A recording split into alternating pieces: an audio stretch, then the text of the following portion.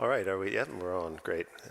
Thank you for joining us, everyone, for this this press event, brief panel discussion, and taking questions from the assembled journalists on the outcomes of the extraordinary session at MEPC last week. I'm Fahnestock. I'm the Director of Decarbonisation at the Global Maritime Forum. We have a distinguished panel joining us here today to discuss those outcomes and to take some questions. We'll talk amongst ourselves for a little bit, but fairly briefly, and then we'll move on to questions both from you all and from the sizable group online, I believe. So we'll try to split the time about evenly. I'm joined here today by Charis Plakantonaki, who is the Chief Strategy Officer at Starbulk, the Secretary General of the IMO, Arsenio Dominguez, who needs no introduction, and Adrian Wessel, who is the Director General at the Danish Maritime Authority. So we have obviously constituted this panel intentionally, right? So we have an industry voice, Arsenio's voice speaks for itself, and also a voice from a national government that's been involved in the negotiations. So we'll get a couple of different perspectives. I'm going to start with you, predictably, Secretary General, thank you for joining us after what I think all of us assume was a pretty difficult week last week, and I think it speaks volumes that you're here in a situation where there are many questions that are difficult and maybe even impossible to answer, and I think that everyone should acknowledge that many things are fundamentally unanswered right now. That said, I'm going to try and give you one that I hope you can answer and give you a few minutes to speak to, and that's really a straightforward question of where are we with the net zero framework right now? And given that the decision as it was to adjourn for a year, did we learn anything that can help us over the next year in the course of last week? I say us, we're not carrying as much of that burden as you are, but I think we all feel like we're in it together. What are the lessons learned? And then maybe a little bit for those who aren't as close to the process, some insight into the next steps, how the process is going to proceed. I'll start with where we are. And yes, the membership, the organizations agreed to a pause for a year on the adoption itself of the amendments. Now, it's good as well to clarify, because that doesn't mean that the work has been paused. So the meeting of the intersessional working group on greenhouse gas emissions started yesterday to address the development of the guidelines, several guidelines, as well as conversations on the administration of the fund once established. And of course, this is already in the backdrop of some of the comments that were made last week into further clarity that needs to be provided ahead of the entry into force of the amendments. The plan originally was to develop the guidelines between the adoption and the entry into force. Now we are working into continuing the developing of the guidelines whilst we pause for 1 year until we resume the session for the adoption of the amendments. Lessons learned, we're still working on that, but of course it has to do with the way that we communicate some of the actions that took place, some of the discussions that took place, how we actually go to the countries that have some concerns that need to familiarize more in relation to the impact assessment that these measures could take, and how the distribution of the revenues will support the decarbonization transition, not only on the member states, but also in the industry. There are further lessons learned, but I still have to go and re-listen to all the discussions once more, and then I can give you that later on. Can I ask just a follow-up? I know I said it'd be one question each, but you were very, very concise there. So I just want to ask a little bit of a follow-up. Do you see any? You indicated that the work on the guidelines was going to happen anyway, right? But it was envisioned as post-adoption. Is there any sense in which this can be a little bit of an opportunity to get more clarity on those guidelines and strengthen the consensus before an adoption vote? Obviously, we would prefer we don't have time to waste, but is there a potential benefit to being able to work on them before the next vote, so to speak? Oh, always, and that's the approach that we take when it comes that I am on the Secretariat. It's always looking at what are the steps that are actually is going to take us to the goals that have been already set up in the organization. It was always going to be a very ambitious timeline to develop all this framework in 2 years. The framework is in place. What we need to work is on more clarity on the implementation of the guidelines. And this is the opportunity that we're going to use right now. Again, it was very clear that what we paused was the adoption itself, but not the further work. And here is where we now have the chance to get with all the stakeholders and the parties in order to address the questions that would raise, and there included the lack of clarity or at least, better frame where this framework is going, where the measures are going to be beneficial, and how the transition will take place. And since you mentioned timeline, and that it was already an ambitious timeline to get the framework ready for entry into force, has that become a bigger challenge? Is this the pause on adoption? Does it affect the actual potential to implement in time? So you have the timeline to entry into force was already tight. See. Sorry. Is that tighter now, I guess is my question, yeah. Oh, for sure. And we have to be realistic that we also need to comply with international law, and that is within the MARPOL Convention where these amendments will come into force.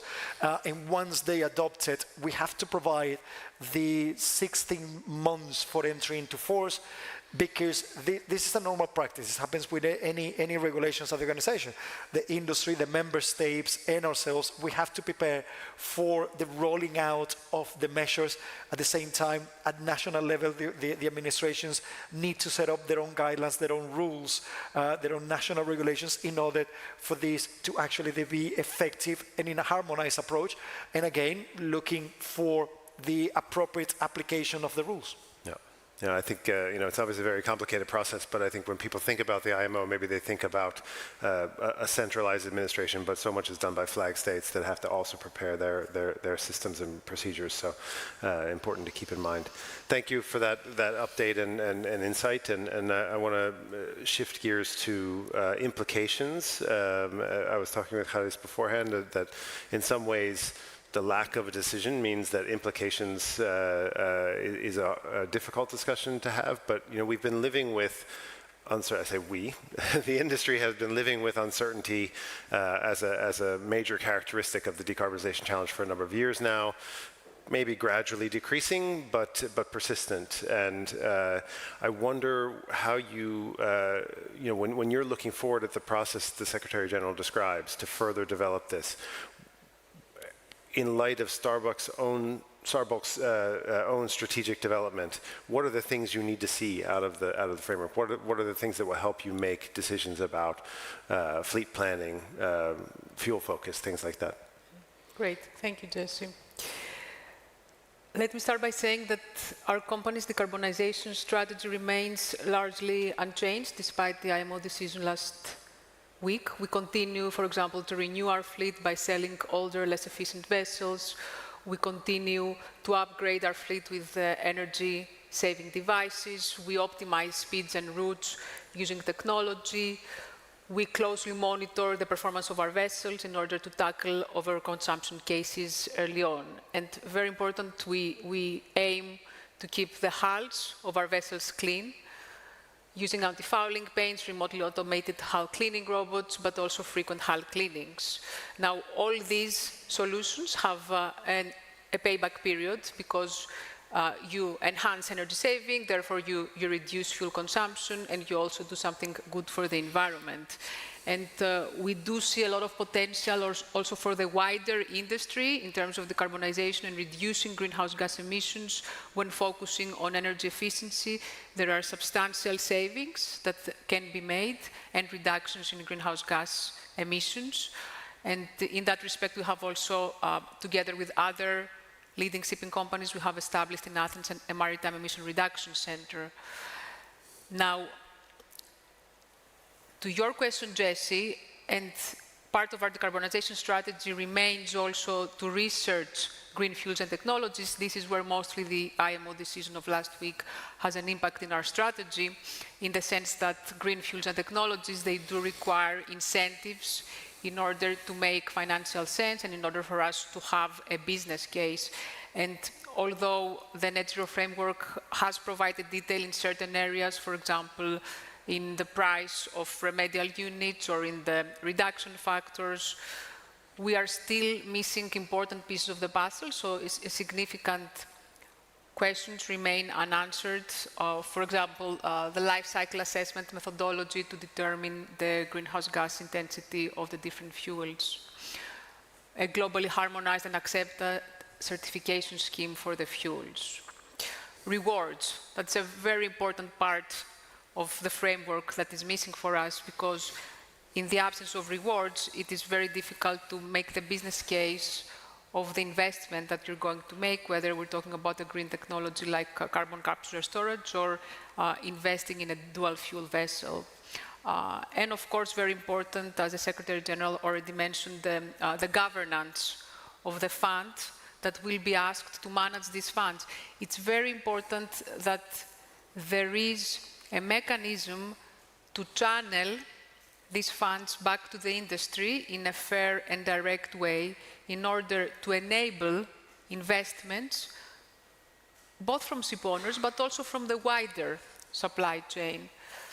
So in a nutshell, the industry needs a clear and comprehensive and realistic framework that will enable the funding to go back to the industry in a fair and direct way in order to enable decision-making on investment around green fuels and technologies.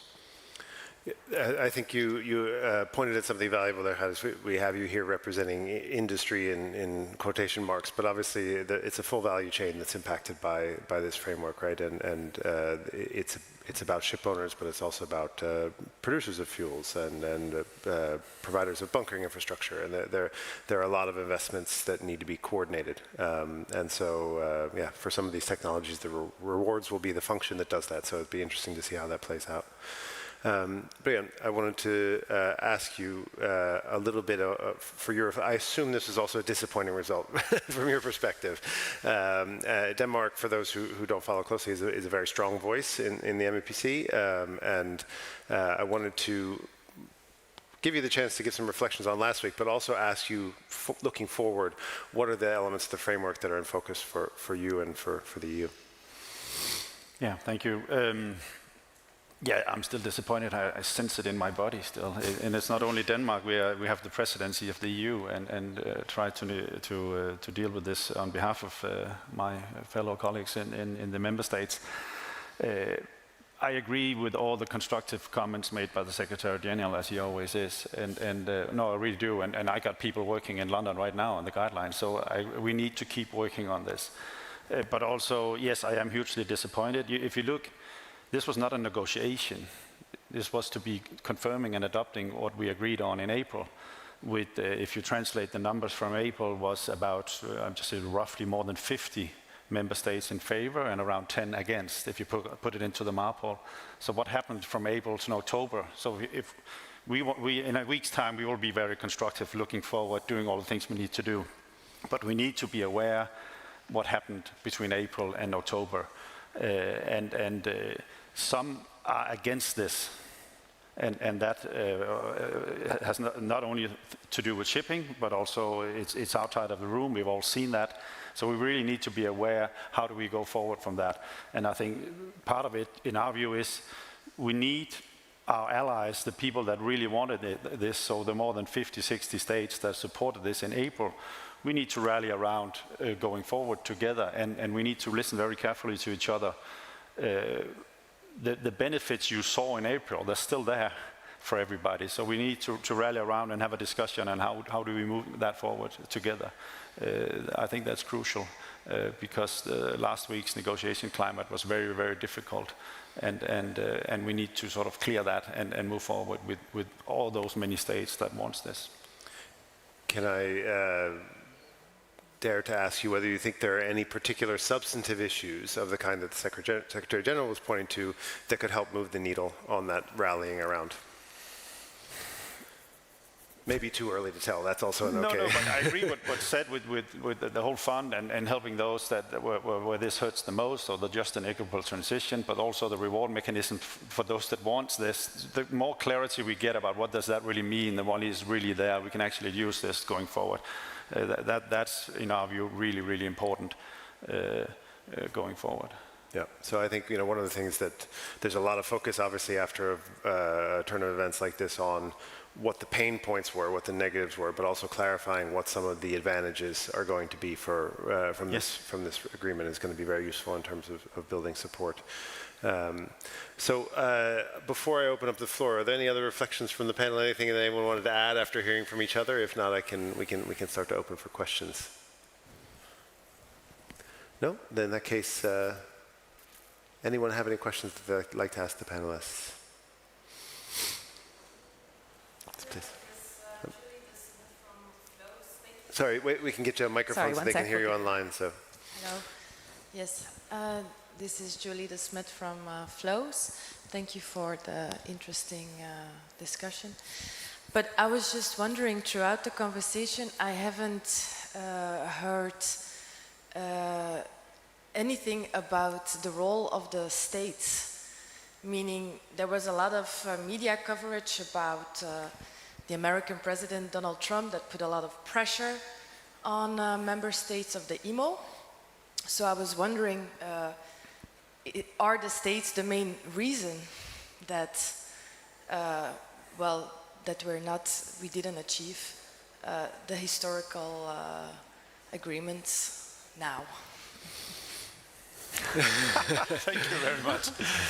I can speak about it, but but I can start, and I alluded to that in what I tried to say, that I'm not going to sit here, and I will be not wise to blame anybody, but it's clear that somebody really doesn't want this, and somebody is taking, you can see that from press releases or statements that they're not only against it, but they are against others going ahead, and that, in my view, I tried to answer your question by saying we had more than 50 against the 10 in April, and the issue is the same. So yes, something has changed in that time, and something changed also last week, during the week, because there's opposition, and that opposition is strong, and we need to consider that going forward.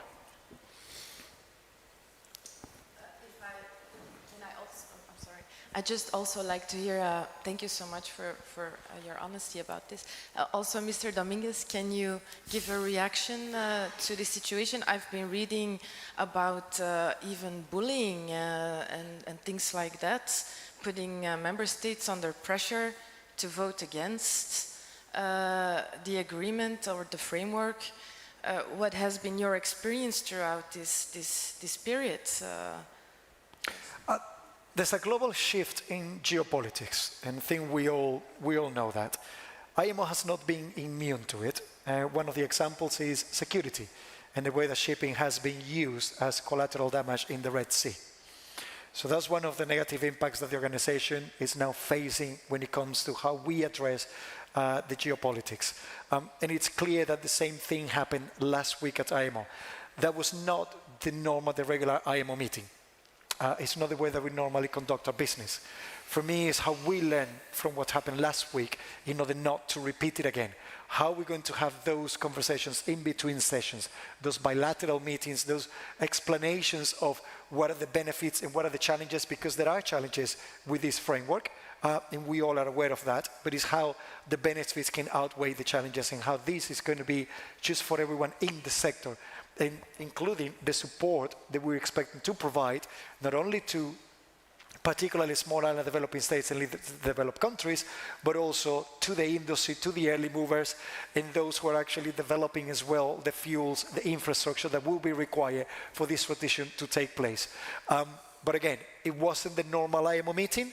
We need to learn from that. We need to digest what happened last week and then come better prepared for the future sessions. Okay, thank you.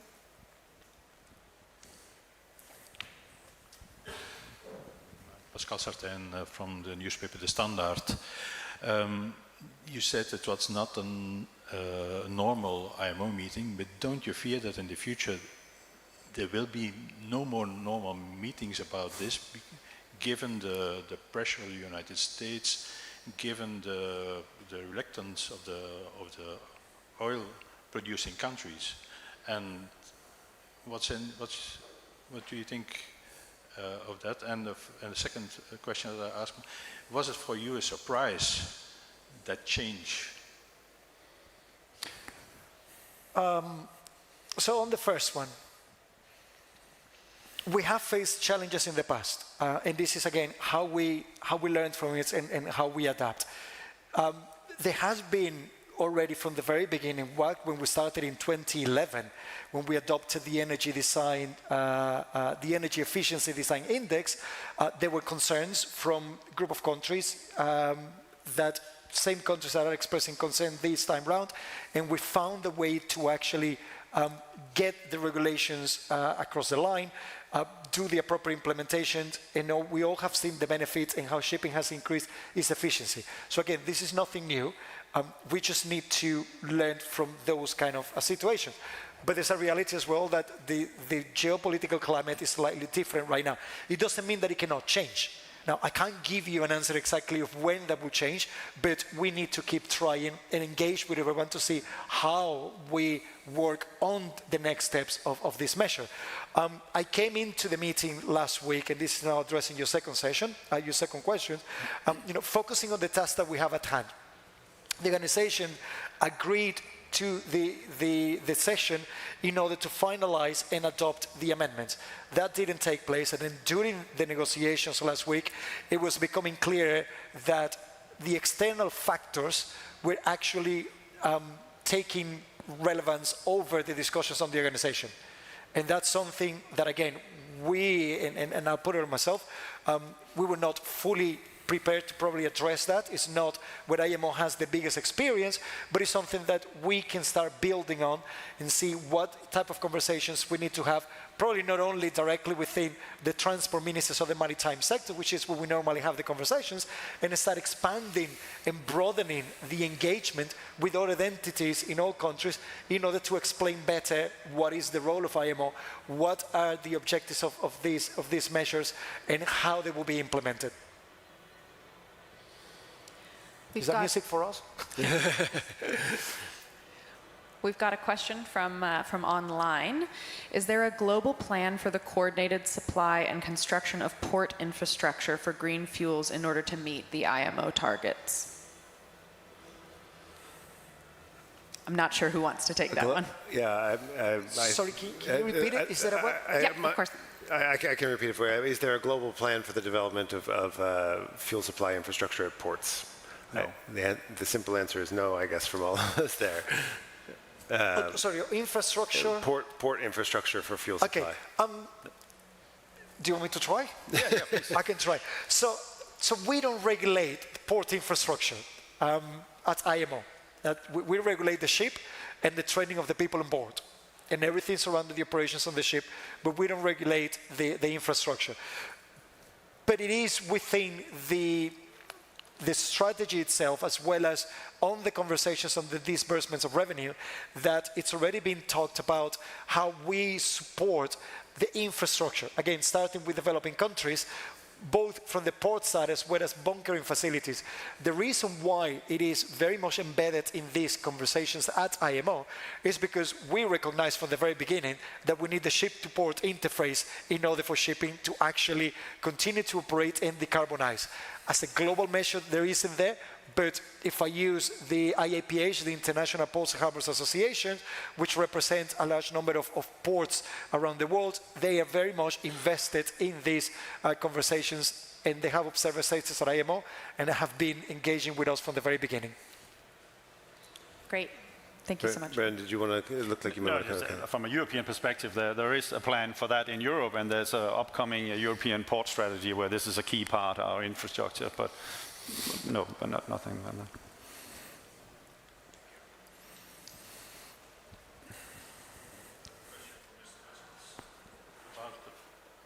About the position of the European Union, because when you saw the vote, you saw that some EU countries didn't support the EU opinion. What does that mean for you? In fact, and I think last week there was also a kind of an open letter of shipping companies from several of those states who were opposed to the net zero framework. So, how you can convince those member states, those EU member states, to support the point of view of the European Union? Yeah, I knew that question would come. I tried to get somebody else to answer it, but that is for me as a presidency. You're speaking about Greece and Cyprus, so let's name, and we have and had a clear European mandate to support this and to have a vote last week to support this and have it approved.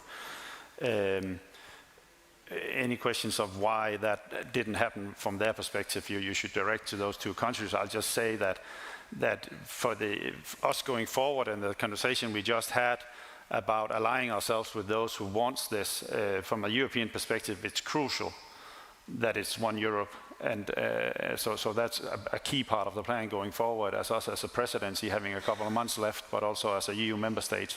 We were united on this and we will have to be united again on this. And so that is key. The vote, of course, was only on whether to postpone or not, but we really need to be united going forward. We've only got a couple minutes left, but there's one more question online from Bloomberg, if I can ask. At times it felt as if the plenary sessions were getting pretty chaotic. To what extent can the chairman in MEPC meetings exert more control to keep things on track? It feels potentially hard as the member states are ultimately in charge, but it's an IMO official in charge of the actual meeting. Keen to get the Secretary General's views on this. Sorry, can you repeat, because you talked about the chair, sorry. Yes, to what extent can the chairman in MEPC meetings exert more control to keep things on track? Because it's between the member states who actually are running the meeting or are in charge of the decision, the outcome, but it's the chair who's running the meeting. No, I said it during the meeting and I'll say it again. I stand by the chair, by the work. I'm convinced, and I've been in that situation as well. He did a very good job in a very challenging meeting at IMO, and I keep saying that this was not the normal IMO meeting. It is important to recognize as well, to acknowledge that the decisions come from the member states. He is a moderator, and he did a very good job in actually doing that. There are times that in any negotiations, and I've been going through negotiations for over 25 years, multilateral organizations, you need to allow the opportunity for member states to have the direct conversations. And that was one of the things that he was doing. And I support him in doing that, because actually, for some people that are not very familiar with this, it may look like chaos. For me, it was good to see that even those countries that may have not been following or supporting the same direction, for all that have different views, we're actually having in-depth conversations. That's multilateralism. That's part of the negotiations. And I still stand by the great job that the chair did last week. Thank you so much. If there are no other questions from the floor, we're drawing to the end of our time here. I want to thank all of the panelists for joining us, not only here, but joining us at the annual summit of the Global Maritime Forum. I think it's important to take away from what all of the three panelists said, that the work carries on, right? This was a disappointing result last week, but there's actually work already ongoing as we speak in London with the intersessional group, and the industry is gathering here and looking hard at what it can do to support progress on decarbonisation. So thank you all for joining us, and thanks again to the panelists.